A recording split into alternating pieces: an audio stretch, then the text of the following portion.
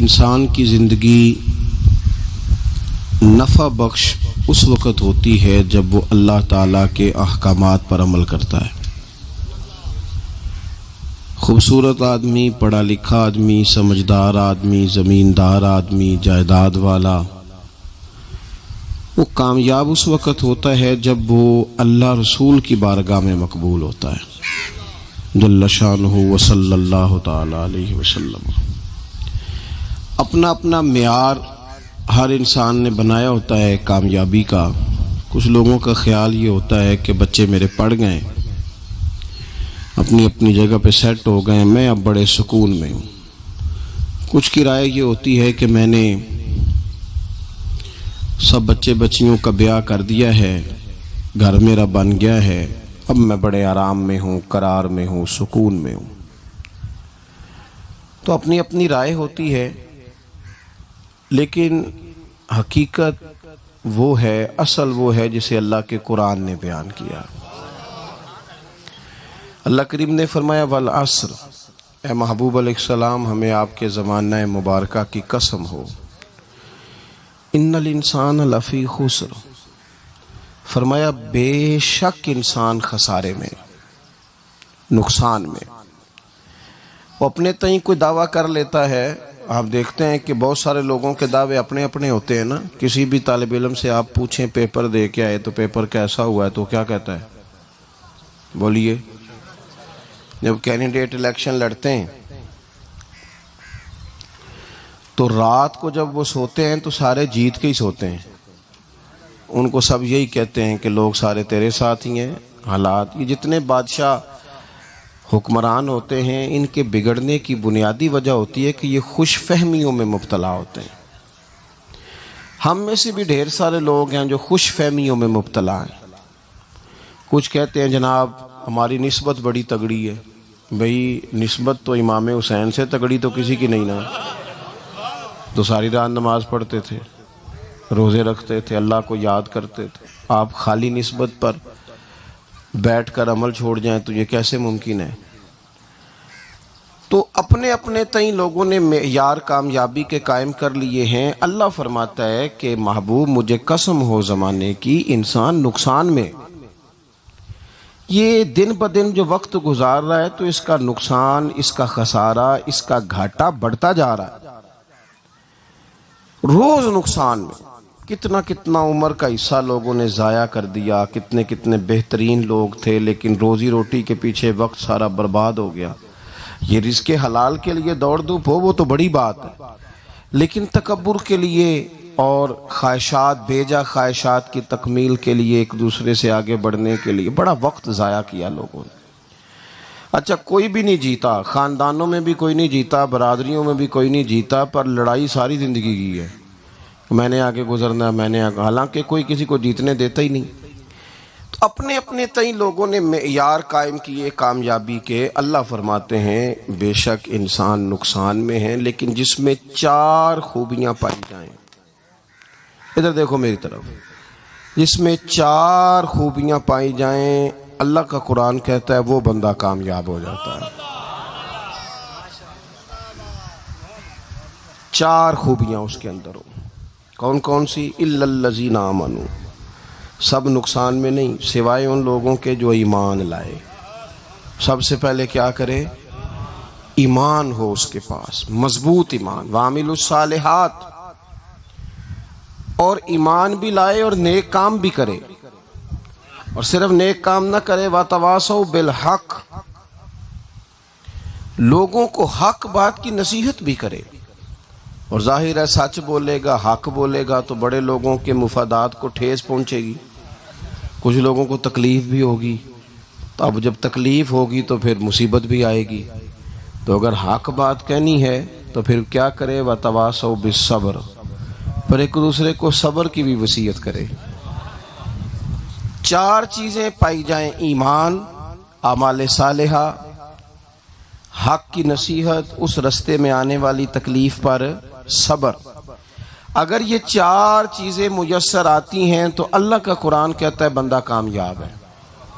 اور اگر یہ 4 چیزیں نہیں تو پھر کوئی بندہ جتنا مرضی دعویٰ کرے، جتنا مرضی شور کرے، جتنا مرضی اعلان کرے، وہ کامیاب ہو سکتا؟ سب سے پہلے تو اپنا ایمان پکا کریں۔ یہ جو کچی پکی باتیں کرتے ہیں نا لوگ، بھائی مسلمان جو ہوتا ہے نا، مسلمان وہ لاوارث نہیں ہوتا، وہ وارث والا ہوتا ہے۔ اس کا رب ہر وقت اپنی رحمت سے اس کی حفاظت کرتا ہے۔ مسلمان ہر وقت نبی پاک علیہ السلام کے نگاہ کرم میں رہتا ہے۔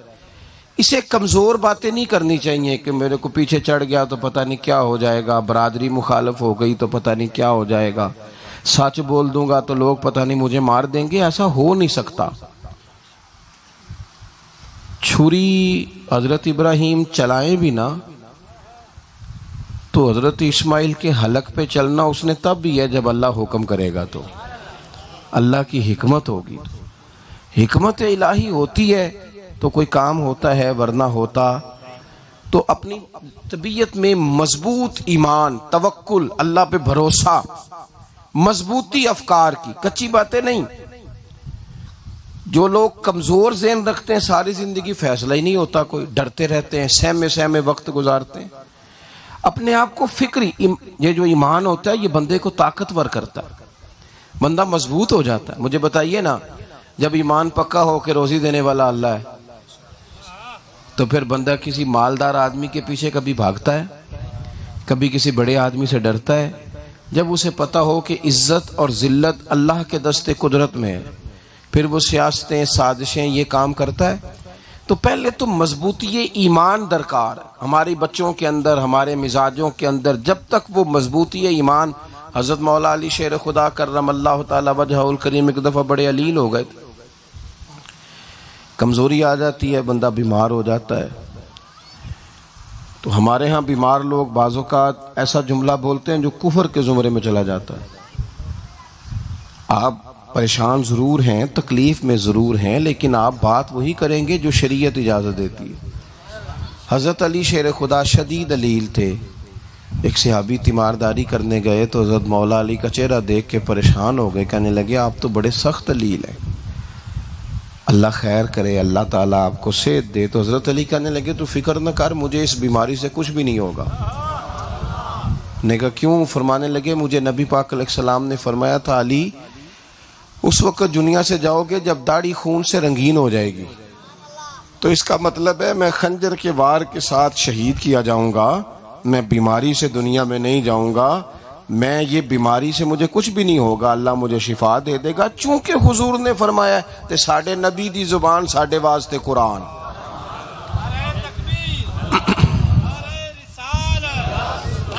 تو سب سے پہلے تو اپنے ایمان کے اندر، توکل کے اندر مضبوطی پیدا کریں۔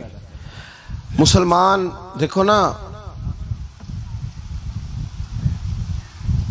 نماز پڑھنے سے روزی میں برکت ہوتی ہے کہ نہیں؟ ویسے جو چوپ ہیں ان کی بھی ہوتی ہے کہ نہیں؟ نماز پڑھنے سے روزی میں برکت ہے، تو پھر اس کا مطلب یہ ہے کہ جب ٹائم آئے نا نماز کا تو گاہک جتنے مرضی کھڑے ہوں پھر دکان بند کرنی چاہیے، پھر نماز پڑھنی چاہیے، کیونکہ روزی تو اللہ نے دینی ہے، گاہکوں نے تو دینی۔ تو سب سے پہلے ضروری ہے مضبوطی ایمان۔ میری طرف دیکھیں جی، آپ ویڈیو ضرور بنائیں پر میری طرف بھی تو دیکھیں نا جی، اللہ آپ کو خوش رکھے۔ موبائل اللہ تو مہنگے دے وے، پر ساری دیڑی یہ کام تری نہ کروں۔ آپ بنائیں ضرور، میں ویڈیو بنانے سے منع نہیں کرتا، سارے بنائیں بے شک، پر دیکھیں میری طرف، میری بات پر غور کریں۔ دوستو، مضبوطی ایمان، توکل، اللہ کی ذات پر بھروسہ۔ آپ کبھی میدان کربلا کا پورا نقشہ اپنے سامنے رکھیں نا، پورا نقشہ۔ دو چیزیں ہیں، امام حسین کو نظر آ رہا ہے اب شہادت ہو جائے گی، اتنی بڑی فوج آئی ہے، خدا کی حکمت کے تقاضے سمجھ میں آ رہے ہیں، حالات کیا ہوں گے سمجھ آ رہی، پر ایک لمحے کے لیے بھی ان کا توکل کمزور نہیں ہوا۔ اپنے رب پر جو مضبوط بھروسہ ہے، مضبوط۔ سیدہ طیبہ طاہرہ حضرت فاطمہ الزہرا رضی اللہ تعالی عنہا نا اونٹ کے بالوں کی بنی ہوئی چادر اوڑھ کر چکی پیس رہی تھی۔ یہاں بیویاں بڑا روتی ہیں، غریبی بڑی ہے، بڑی غریبی ہے. حالانکہ اب کون بندہ پیبند والے کپڑے پہنتا ہے جی، دور ہی گزر گیا. اب تو بڑی مشکل سے وہ لوگ ملتے ہیں جو جوتا ٹوٹ جائے تو گانٹھ کے پہنے، ورنہ تو نئے جوتے آ جاتے ہیں. حضرت سیدہ پاک اونٹ کے بالوں کی بنی ہوئی چادر اوڑھ کے چکی پیس رہی تھی. تو نبی پاک صلی اللہ علیہ وسلم نے دیکھا، آنکھوں میں آنسو ضرور آئے، پر محبوب نے فرمایا فاطمہ دنیا میں تھوڑی سی تکلیف برداشت کرو، قیامت کی ساری عزتیں اللہ آپ کو ہی عطا فرمائے گا. تو توکل کی مضبوطی، اللہ کی ذات پر بھروسہ، اپنے رب کریم کے ساتھ امیدوں کا وابستہ کرنا، اس سے مضبوطی آئے. دوسرا فرمایا وَعَمِلُوا الصَّالِحَاتِ، بہترین عمل کیا جائے زندگی میں، نیک اعمال کیے جائے، وقت ضائع نہ کیا جائے. ہر وقت کوئی نہ کوئی کام بندہ کرتا رہے. یہاں بہت سارے لوگ ہیں جن کو لوگ نیک کہنا شروع کر دیتے ہیں نا، وہ سمجھ لیتے ہیں شاید ہم سچی مچی نیک ہیں. لوگ جو کہتے ہیں حضرت صاحب قبلہ، پیر صاحب قبلہ، میں یہ طالب علموں کو، دوستوں کو، بلکہ اپنے آپ کو بھی کئی دفعہ کہتا رہتا ہوں، اپنے آپ کو سمجھاتا ہوں کہ یہ لوگ تجھے کہہ رہے ہیں حضرت صاحب، یہ تو رات کو تو اپنے آپ سے پوچھنا، اپنے رب سے پوچھ. کبھی موقع ملے تو اپنی گریبان میں جھانک، غور کر کے تیری کیفیت کیا ہے. تنہائی میں تیرا دل اللہ سے جڑتا ہے کہ نہیں؟ عبادت میں دل لگتا ہے کہ نہیں؟ خدا کا خوف دل میں رہتا ہے کہ نہیں؟ غریب کی محبت، عزیزوں قربت والوں کا احساس طبیعت میں موجود رہتا ہے کہ نہیں؟ ویسے تو میرا مطلب ہے، لوگ کہہ دیتے ہیں حاجی صاحب آپ بڑے سخی ہیں، تو اس سے تو نہیں نا بندے نے سخی ہونا. سخی تو تب ہونا ہے جب اللہ کی بارگاہ میں مقبول ہوگا. اعمال صالحہ، نیک کام، اور وہ کرتا رہے بندہ، کوئی بھی کام اسے نیکی کا مل جائے نا. دیکھو نبی پاک صلی اللہ تعالی علیہ وسلم نے فرمایا نیکی کو کبھی حقیر نہیں سمجھنا،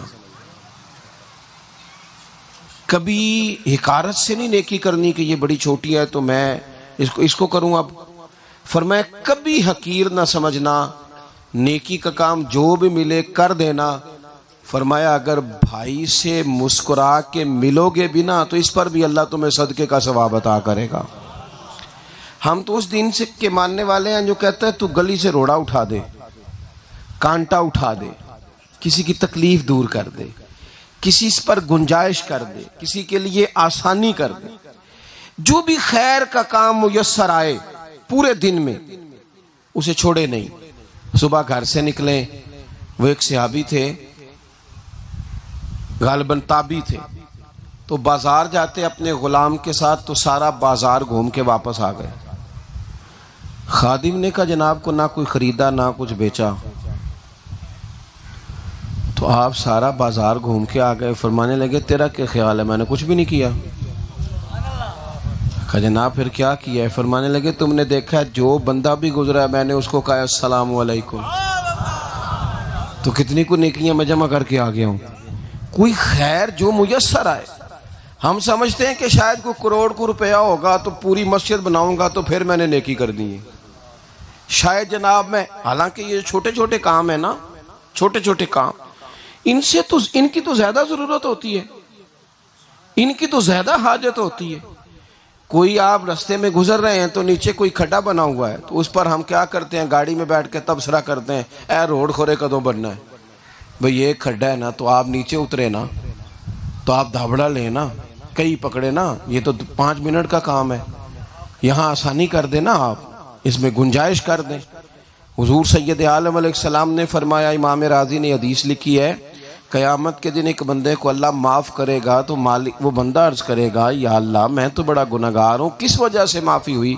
فرمایا رات کے وقت تو گزر رہا تھا، تیرے پیر سے روڑا ٹکرایا تھا، تو نے اٹھایا ادھر ادھر دیکھ کے کہ کوئی اللہ کے کسی بندے کو تکلیف نہ ہو جائے.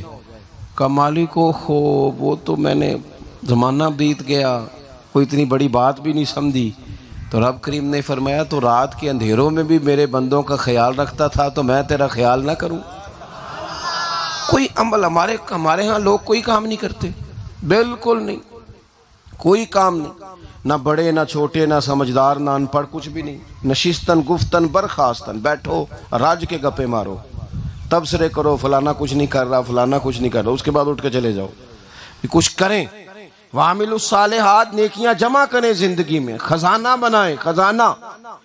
اپنی ڈیوٹیاں اپنی ذمہ داریاں پوری کریں. ہر وقت کام، ہر وقت ذمہ داری، ہر وقت ڈیوٹی. دیکھیں نا امام حسن اور حسین، ان کی آپ کبھی زندگی کا مطالعہ کریں. فرض نماز کے علاوہ 100 رکعت نماز نفل روز پڑھنی ہے. پتہ کرنا ہے غریب کہاں کہاں ہیں، ان کا خیال رکھنا ہے. اور نیرے پیسے نہیں دینے. ہمارے لوگ غریبوں کو پیسے ضرور دیتے ہیں، عزت نہیں دیتے.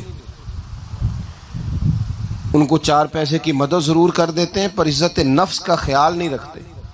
امام زین العابدین رضی اللہ تعالیٰ عنہ فرماتے ہیں، گزر رہے تھے، آپ دیکھیں نا، امام غزالی حدیث لائے ہیں کہ بندہ اور کچھ نہ کرے، کسی مومن کا دل راضی کر دے تو اللہ 60 سال کی نفلی عبادت کا ثواب عطا کرتا ہے. دل بدستاور کے حج اکبر است، از ہزاراں کعبہ یک دل بہتر است. کسی کا دل خوش کر دینا، اس کو راحت دے دینا، اس کو قرار دے دینا، اس کے لیے کوئی ایسا سامان کر دینا کہ بندہ مطمئن ہو جائے، سکون ہو جائے. یہ ہمارے ہاں جو لوگ ہوتے ہیں نا، سرکاری ملازمین، ڈیوٹیوں والے، ان کی طبیعتوں میں تلخی ہوتی ہے.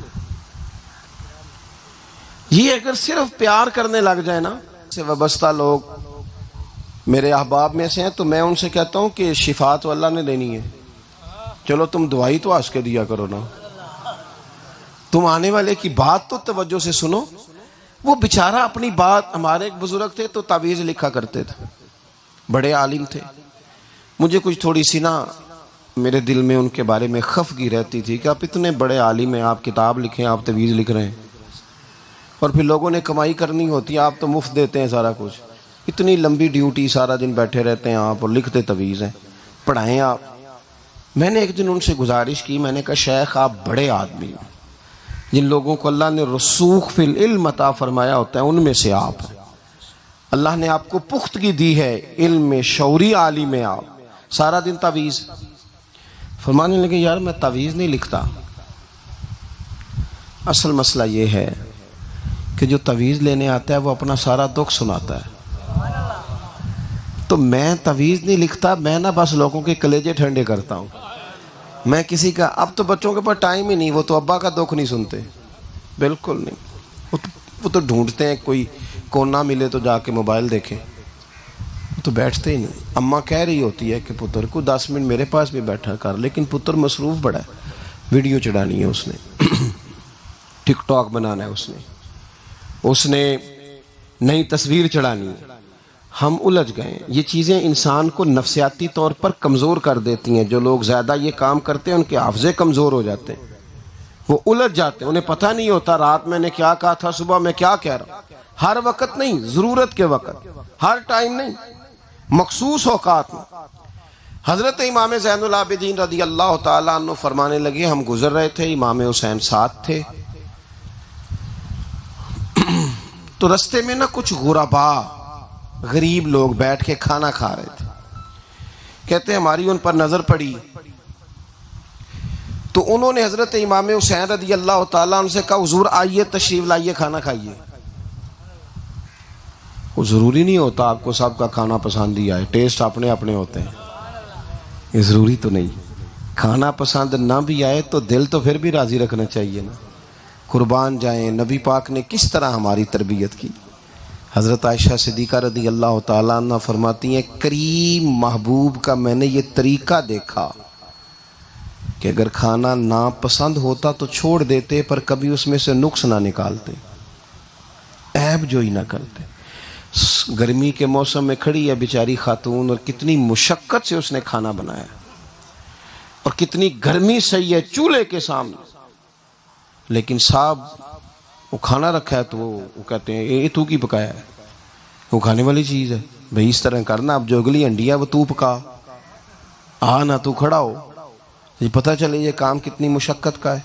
زندگی میں کچھ تھوڑا سا دوسروں کا خیال رکھنا یہ بھی تو دین کا حصہ ہے نا. آپ اپنی زندگی میں ہمیشہ اپنے لیے سوچیں، کسی اور کا سوچیں ہی نہ. تو میرے عزیز یاد رکھیں گے آپ، امام زین العابدین کہتے ہیں نبی پاک صلی اللہ تعالی علیہ وآلہ وسلم نے نا حضرت امام علی مقام کی، امام حسن اور حسین کی اس طرح سے کچھ تربیت فرمائی تھی کہ غریب پروری ان کے اندر رچ بس گئی تھی، مزاج بن گیا تھا۔ وہ غربا بیٹھے تھے دسترخوان بچھائے سڑک کے کنارے، تو امام حسین گزرے تو انہوں نے آواز دی، امام صاحب روک گئے، کہنے لگے حضور تھوڑی روٹی نہیں کھا لیتے ہمارے ساتھ؟ تو امام صاحب آ گئے، نیچے بیٹھ گئے غریبوں کے ساتھ۔ کوئی جرت کرے نا، چلو امیروں نے تو غریبوں کے ساتھ بیٹھنے کی جرت نہیں کرنی، کوئی پیر ہی بیٹھ جائے غریبوں کے ساتھ، وہی مہربانی کر دے کہ میں پیر صاحب ہوں، قبلہ ہوں، تو میں ہی چلو لنگر کھا لوں مریدوں کے ساتھ بیٹھ کے۔ ہماری تو محفلوں میں بھی نا جی نعت خانوں کا، مولویوں کا، دوسروں کا کھانا اور ہوتا ہے، اور غریب آدمی کو شاپر میں چاول ڈال کے دیتے ہیں اور ساتھ اسے کہتے ہیں یہ لنگر شریف ہے۔ بھئی اگر یہ شریف ہے، تبرک ہے، تو اے پیر صاحب نو نہیں سی لنگدا، اڑتا ہے گلے میں لنگر ان کو۔ یہ لنگر شریف جو ہے یہ نعت خاں کو بھی تو گزرنا تبرک ہے کہ نہیں؟ ہاں نہ تو کرو نا، تو جیڑی زیادہ تبرک والی شے ہے وہ پیرانوں بھی تو کھانی چاہیے نا، نعت خاں کو بھی اس کے لیے لہدہ سے مرغ مسلم اعلیٰ کھانے۔ میں اکثر دوستوں سے کہتا ہوں چلو میلاد شریف پہ ہی صحیح سب کے لیے اچھا کھانا پکاؤ، چلو جس غریبوں کے بچوں کو بیچاروں کو سارا سال وہ بوٹیوں کے لیے لڑتے ہیں، تم میلاد بھی اچھی روٹی پکا دو، تو بچہ جب کھائے گا نا بہت ساریاں بوٹیاں اور چاول، اور اپنے ابا سے پوچھے گا کہ ابا جی آج کی گل ہے، بڑا گوشت پہ لبد ہے، تو ہو سکتا ہے غریب باپ رو ہی پڑے اور اسے کہے پتر تو آج راج راج کے کھاج ساڑھے نبی پاک دا میلاد شریف ہے۔ تو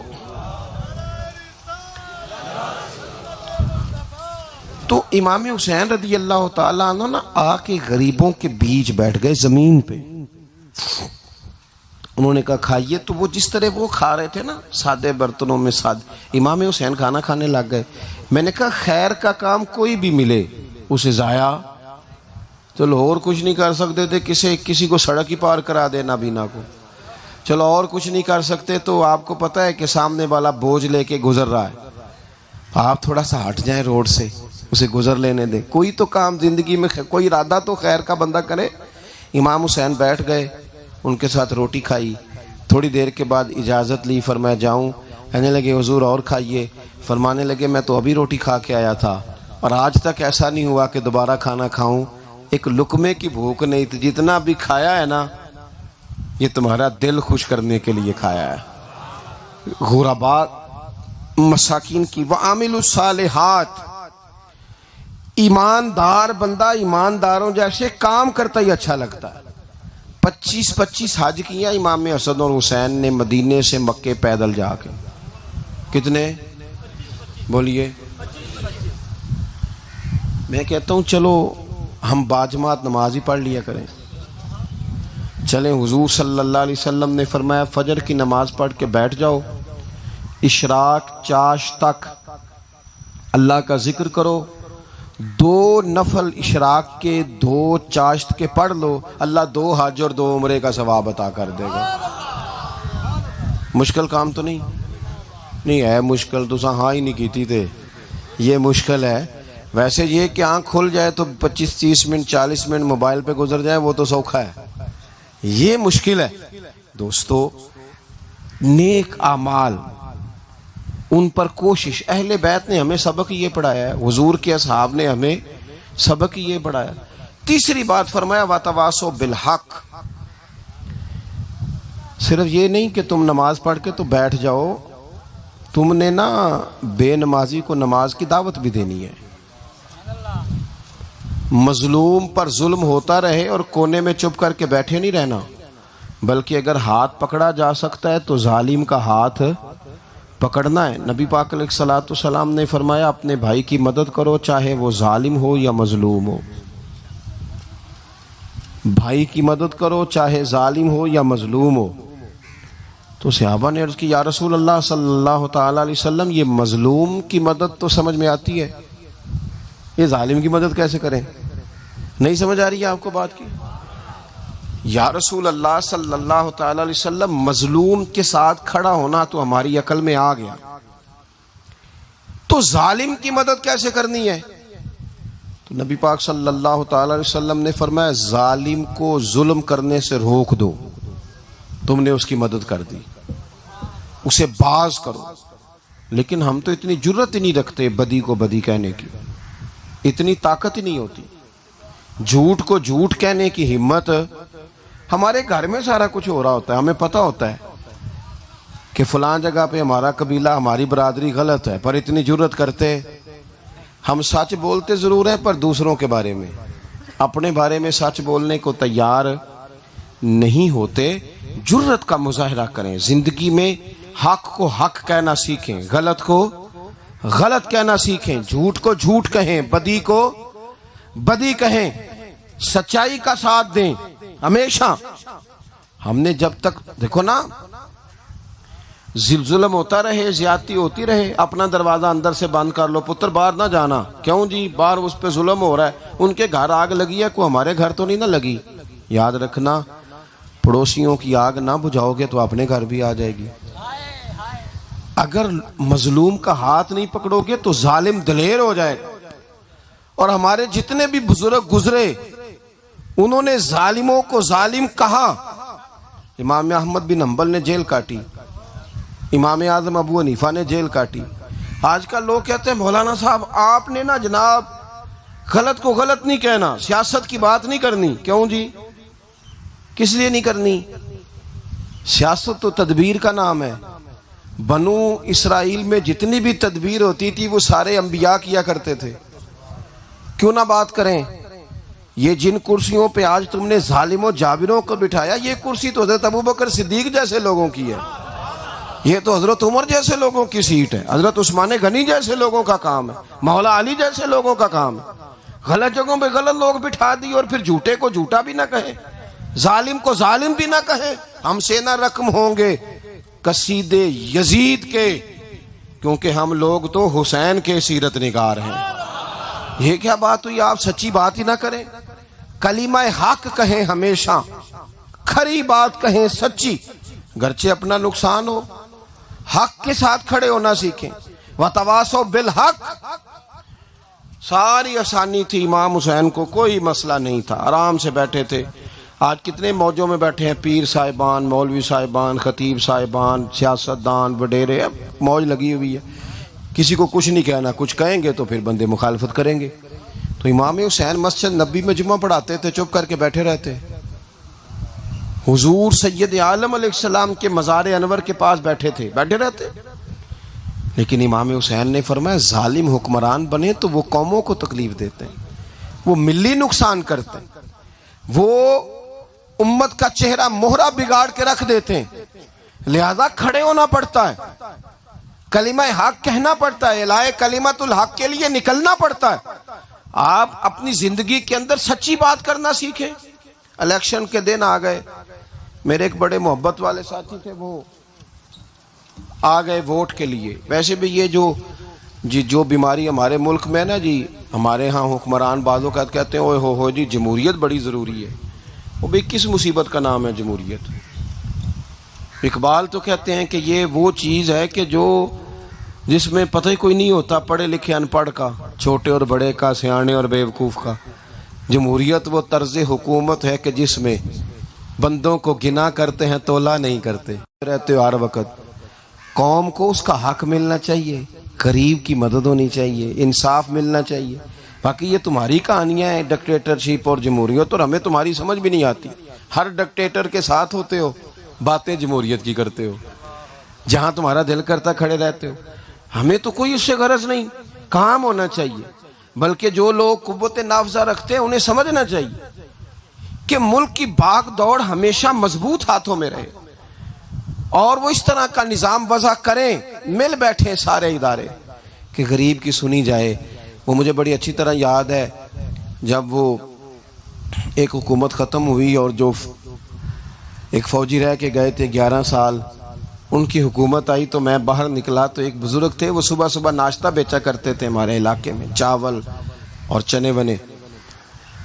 تو میں نے ان سے کہا بزرگوں پتہ لگا جی رات دی حکومت بدل گئی ہے. تو فرمان لگے پتر جیڑا مرضی بھی آ جائے میں تو یا چول بیچ کے روٹی کھانی ہے, ہمیں تو ان سے غرض ہی نہیں. اللہ جانے کون آیا کون گیا, تو کھیل تماشا بنایا ہوا ہے. تو جھوٹے کو جھوٹا کہیں. میرے ایک دوست ہیں الیکشن لڑتے ہیں, مجھے ایک دفعہ آ کے کہنے لگے آپ نے کبھی ووٹ نہیں ڈالا, اس دفعہ ضرور ڈالے. میں نے کہا نہیں ڈالتا میں. کہنے لگے ووٹ قوم کی امانت ہے. تو میں نے کہا امانت کسی بے ایمان کو دے دوں؟ امانت تو امانت دار کو دی جاتی. نہیں سمجھے آپ بات؟ یہ سارے کہتے ہیں نا ووٹ قوم کی, تو امانت کس کو دینی چاہیے؟ صحیح بتاؤ. چلو ہن تسی بولنا نہیں, بس دل وچ گل رکھنی. دل وچ دیندے ویسے امانت دارا نہیں ہونا. نہیں میں نے کہا بولنا نہیں, ہمیں کسی نے پتہ نہ لگ جائے. دیتے ویسے امانت داروں کو ہی ہو نا. یہ اپنے دل سے پوچھو, فیصلہ لو, اللہ سے ڈرو. ظالم کا مددگار ظالم ہوتا ہے, ظالموں کا مددگار ظالم ہوتا ہے. وہ تیرے میرے ووٹ پر جیت کر جب ظلم کرے گا تو پھر کون ہے جو یہ دعویٰ کرے گا کہ جناب میں ظالم کا مددگار نہیں؟ سوچو سمجھو غور کرو. عزیز بھائی, امام حسین رضی اللہ تعالیٰ عنہ نے فرمایا سچ کو سچ کہیں گے, جھوٹ کو جھوٹ کہیں گے. یہ نہیں ہو سکتا کہ جناب ظلم ہوتا رہے اور چپ رہے. اور یہ سبق کہاں سے پڑھا انہوں نے؟ مولا علی شیر خدا سے. ہم تو اپنے بچوں کہتے ہیں نا باہر ظلم ہو رہا ہے, تو پتر تو نہ باہر جانا, ہماری نہیں لڑائی. لیکن جب حضرت عثمان غنی رضی اللہ تعالیٰ عنہ پر بلوائیوں نے حملہ کیا نا, تو چونکہ حضرت عثمان غنی خالو تھے امام حسن اور حسین کے, حضرت عثمان خالو ہیں, سگے خالو ہیں, تو حضرت مولا علی شیر خدا نے یہ نہیں کہا کہ پتر اتنے بندے آ گئے ہیں, تلواریں ہیں, محاصرہ ہے, باہر نہ نکلنا. بلکہ حضرت مولا علی نے خود اپنے دونوں بیٹوں کو تلواریں پکڑائیں اور حضرت عثمان غنی کے دروازے پہ کھڑا کر کے کہا پتر خیال رکھنا تمہارے ہوتے ہوئے کوئی بھی شخص حضرت عثمان غنی کا دروازہ نہ کراس کر پائے. خود اپنے بچوں کو, ہر جنگ میں حضرت علی ساتھ لے کے جاتے تھے. ہم تو بچوں کو دلیری سکھاتے ہی نہیں, بزدل. اور کچھ ہمیں بابے مل گئے, وہ کہتے ہیں منڈے نو سایا ہے. میں کہ بابے نو آپ سایا ہے, انہوں بھی کرو دم کراؤ, اس کو نظری سایہ آتا ہے. کیسے نادانوں سے پالا پڑ گیا. کیا ہوتا ہے وہ سایہ؟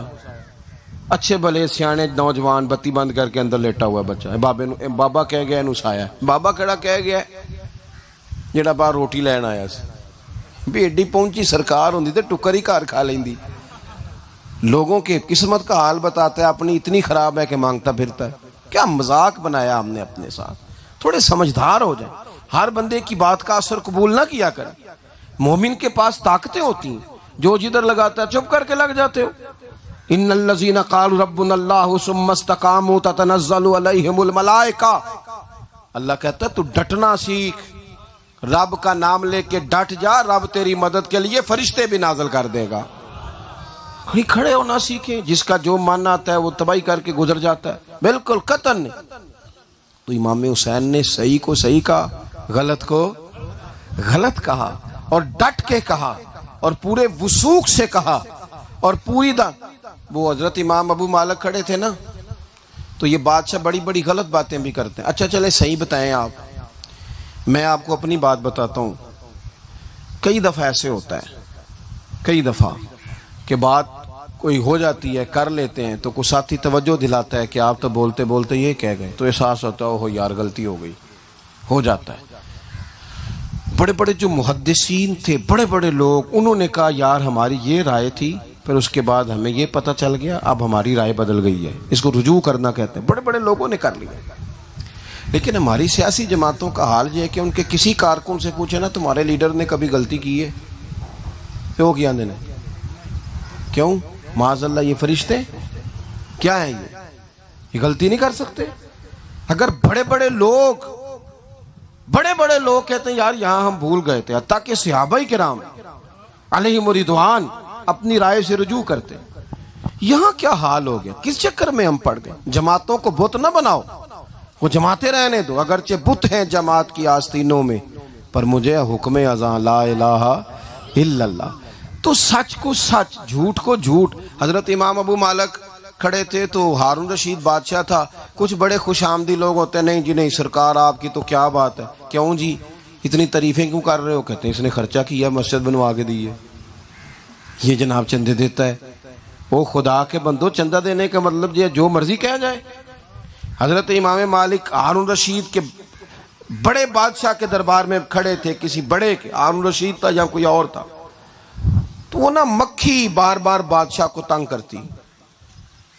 مکھی کئی دفعہ نہیں قابو آتی، 3-4 بندے بھی لگ جائیں تو نہیں قابو آتی، پکڑی نہیں جاتی، مکھی جو ہوئی۔ وہ مکھی بڑا تنگ کر رہی تھی، تو اس نے غلط جملہ کہہ دیا، غلط کہنے لگا معاذ اللہ ثم معاذ اللہ، نقل کفر کفر نہ باشے۔ کہنے لگا امام مالک سے کیا ضرورت تھی اللہ تعالیٰ کو یہ مکھی کیوں بنائی؟ اللہ کی تخلیق پر اعتراض کر رہا ہے معاذ۔ اب خوش آمدی کو بندہ ہوتا تو کہتا جی وہ مسئلہ یہ ہے جی، وہ اصل بات یہ ہے جی، آپ بیٹھیں جی، ٹھنڈے دماغ سے سمجھاتا ہوں۔ لیکن وہ نشے میں چور ہے نا، تخت پہ بیٹھا ہے، سخت بات کر دی کہ کیوں بنائی مکھی؟ تو امام صاحب اٹھ کے کھڑے ہو گئے، ہاتھ میں چھڑی پکڑی تھی، زور سے زمین پہ ماری، فرمانے لگے یہ مکھی نا اللہ نے تیرے جیسے لوگوں کا غرور توڑنے کے لیے بنائی ہے کہ سنبھالی تو تم سے مکھی بھی نہیں جاتی تو دعوے بڑے کرتے ہو، یہ تیرے جیسے بندوں کا غرور توڑنے کو بنائی ہے۔ چپ کر گیا، کہنے لگا حضور غلطی ہو گئی تھی، آئندہ نہیں کروں گا۔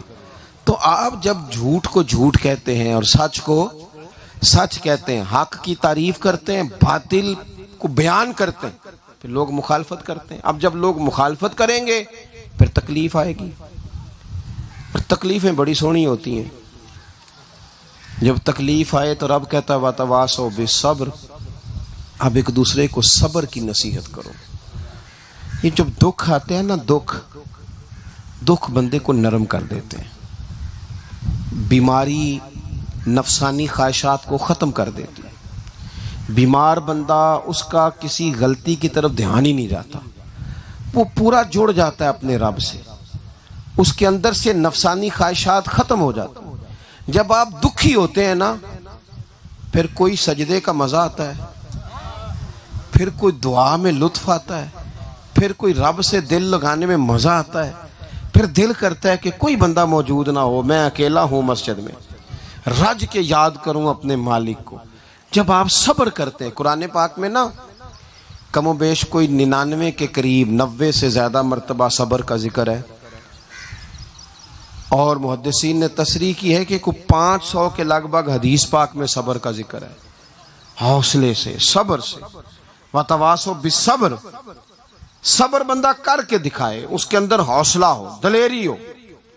ہم نہ جلد باز ہو جاتے ہیں، بعض بزرگ بھی ناراض نہ ہوں تو وہ بھی بڑے جلد باز، فٹافٹ کام ہونا چاہیے۔ بعض بچے بھی، بعض جناب سیانے لوگ، بڑی جلدی ہے۔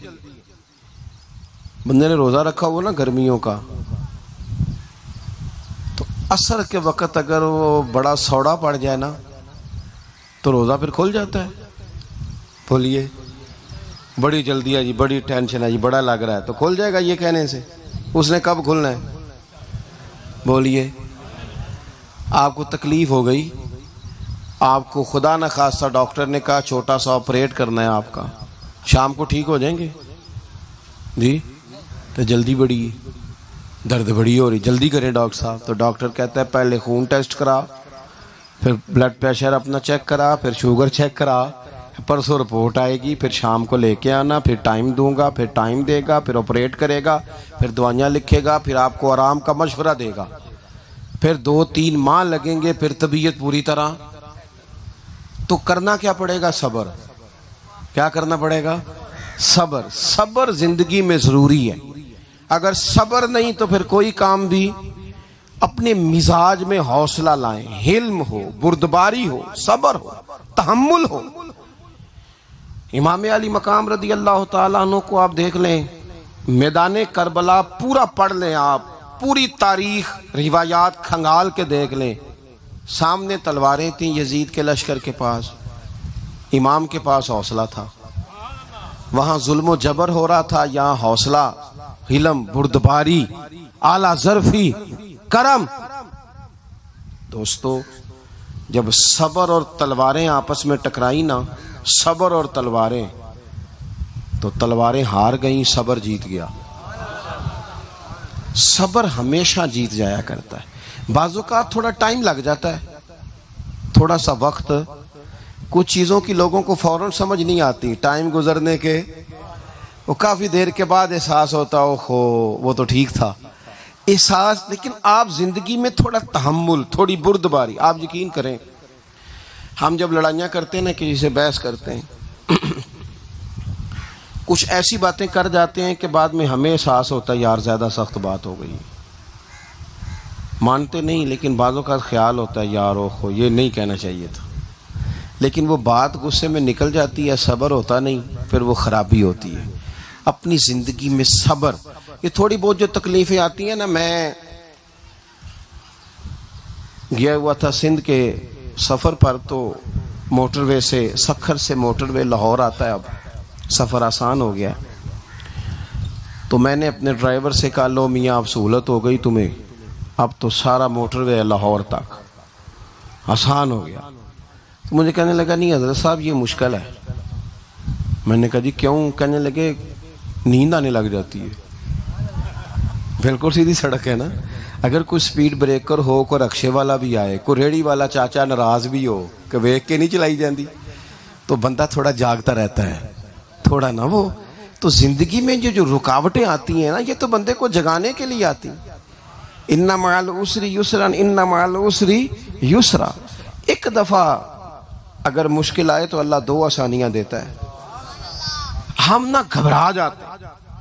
یہ دکھ تو بڑے پیارے ہوتے ہیں، یہ تو بڑے نفع بخش ہوتے ہیں، یہ تو فائدہ کرتے ہیں بندے کا. تکلیفیں جیسے جیسے زندگی میں آتی ہیں بندہ پالش ہوتا جاتا ہے. جیسے جیسے میں اکثر دوستوں سے کہتا ہوں کبھی مشکل آ جائے اور کوئی بندہ ساتھ نہ بندے کے چلے، نہ رشتہ دار چلے، نہ دوست چلے، نہ گلی محلہ کوئی ساتھ نہ چلے، تو ہم شکوے کرتے ہیں. حالانکہ شکوے نہیں کرنے چاہیے. اگر یہ ساتھ نہ کوئی بھی چلے تو بندے کو اکیلے لڑنے کا حوصلہ نصیب ہو جاتا ہے. اسے پھر ہمت مل جاتی ہے کہ یہ سفر میں نے اکیلے طے کرنا ہے. تو امام علی مقام کی زندگی، یہ ساری چیزیں ان کو ملاحظہ کریں گے تو چار باتیں کھل کے سامنے آئیں گی. پختگی ایمان کی، شوق اعمال صالحہ کا، بات کرنی ہے تو ہمیشہ حق کی کرنی ہے، سامنے کوئی بھی ہو کبھی جھوٹ کا ساتھ. اور چوتھی بات یہ کہ صبر، تحمل، حوصلہ. میں نے قرآن مجید ایک جگہ سے اور تلاوت کیا تھا، وہ بھی تھوڑی سی بات آپ سے عرض کرنی ہے، پھر میں بات ختم کرنے لگا ہوں. یہ جو حضور کے صحابہ اور اہل بیت ہیں نا، ان کا آپس میں بڑا گہرا رشتہ ہے، بڑا خوب پیار ہے ان کا. کچھ لوگوں کی نا دکان تب چلتی ہے جب وہ ان کا اختلاف ثابت کریں.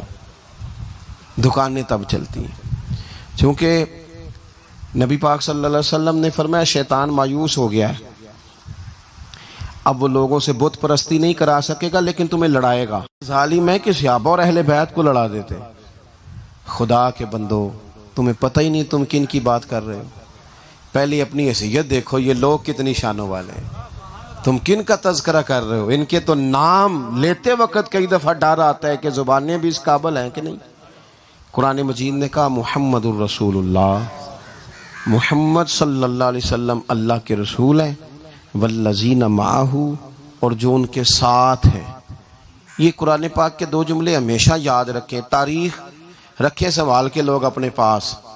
قرآن پاک نے دو باتیں کی، فرمایا اشداء علی الکفار، یہ جو حضور کے ساتھ ہیں یہ کافروں پر سخت ہیں. رحماء بینہم، آپس میں بڑے مہربان ہیں. تو جب اللہ کہتا ہے آپس میں مہربان ہے، نہیں سمجھ آئی بات کی آپ کو؟ اللہ کہتا ہے کہ آپس میں بولیے، تو پھر اللہ کی بات ماننی ہے یا کسی لڑانے والے کی بات ماننی ہے؟ اللہ کہتا ہے یہ آپس میں. باقی ہے رائے کا اختلاف، تو باپ بیٹے کا بھی ہو جاتا ہے، ہوتا ہے کہ نہیں؟ ابا کہتا ہے یہ کام کر لیں، پتر کہتا ہے. حضور صحابہ سے مشورہ لیتے تھے. کئی دفعہ نبی پاک نے صحابہ کی رائے پہ عمل کیا، تو صحابہ میں بہت سارے معاملات اجتہادی ہوئے لیکن ان میں عداوت نہیں تھی، ذاتی رنجشیں نہیں تھیں، بغض نہیں تھا. ان کے دل ایک دوسرے کے حق میں نرم تھے. لہٰذا شرارت جلدی قبول کرتا ہے بندے کا دماغ، شرارتیں نہ قبول کریں. کوشش کریں کہ جو ان لوگوں کی تعریف کتاب و سنت میں ہمارے سامنے آتی ہے ہم صرف اسی تعریف پر عمل کریں. ایک بات صرف سن لیں اور میں اپنی بات کو سمیٹوں، آپ کو لطف آئے گا. تمام صحابہ حضور کے گرد بیٹھے تھے اور جہاں سب لوگ بیٹھے تھے وہاں جگہ ذرا کم تھی. حضرت سیدنا ابو بکر صدیق رضی اللہ تعالیٰ عنہ بالکل حضور کے ساتھ بیٹھے تھے، وہ آج بھی بالکل ہی حضور کے ساتھ ہیں۔ کیا مقدر ہیں صدیق و فاروق کے، جن کے گھر رحمتوں کے خزینے میں بالکل ساتھ بیٹھے تھے۔ اچانک حضرت مولا علی شیر خدا آ گئے۔ کوئی سے ابھی بھی اٹھ کر جگہ دے دیتا اور سارے دینا بھی چاہ رہے تھے، لیکن حضرت مولا علی جیسے ہی آئے نا، سب سے پہلے حضرت صدیق اکبر اٹھے اور بازو تھام کے آگے جا کے بڑھ کے مولا علی کا بازو تھام کے حضور کے قریب لا کے بٹھایا، خود ذرا سائڈ پہ ہو کے بیٹھ گئے۔